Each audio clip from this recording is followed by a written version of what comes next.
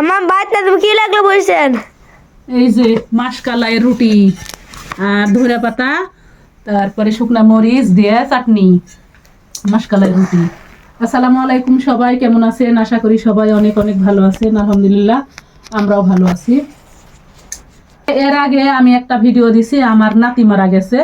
তো অনেকেই কমেন্ট করেছেন যে হলো নিজের নাতি না, সৎ নাতি মারা গেছে, তাই জন্য কান্দা নাই এই সেই থালা মাসতে, মানে যদি নিজের নাতি মারা যাইতো তাইলে আর এরকম করতে পারতো না।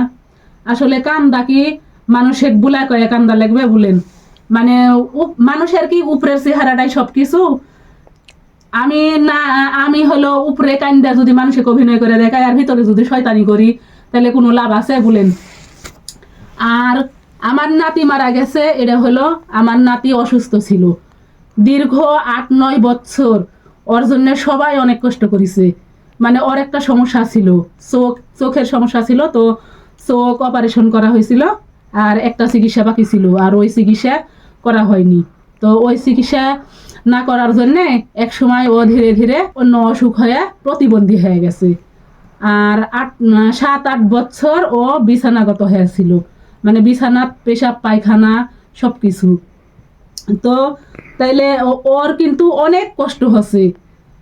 শুধু ওর কষ্ট হয়নি, ওর সাথে সাথে যারা ওর সেবা যত্ন করেছে তারে অনেক কষ্ট হচ্ছে। যেমন ওর মা বাপ, তারপরে দাদি, চাচা চাচি, সবার অনেক কষ্ট হচ্ছে।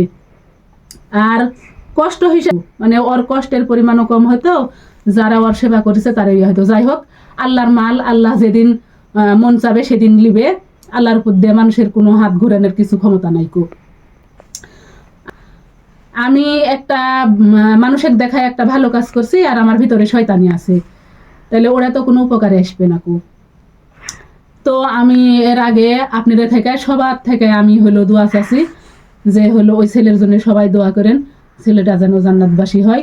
আবারও আমি চাচ্ছি আপনাদের কাছে দোয়া, আবারও সবাই মন থেকে দোয়া করবেন। ও কিন্তু অবশ্য শিশু, তো ওর জন্য দোয়া করবেন, ও যেন জান্নাতবাসী হয়, আল্লাহ যেন ওকে জান্নাতবাসী করে।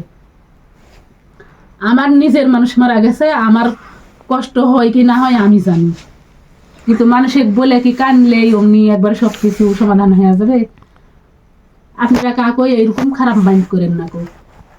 আসলে আপনার খারাপ উদ্দেশ্য করে আমি কিন্তু বলিনি, আসলে সত্যিই তো মানে যারা বুঝবে না তারা হয়তো বা এরকমই মাইন্ড করবে যে একজন মানুষ মারা গেছে আর তার জন্যে কোনো কান্দাকাটি নাই এই সেই।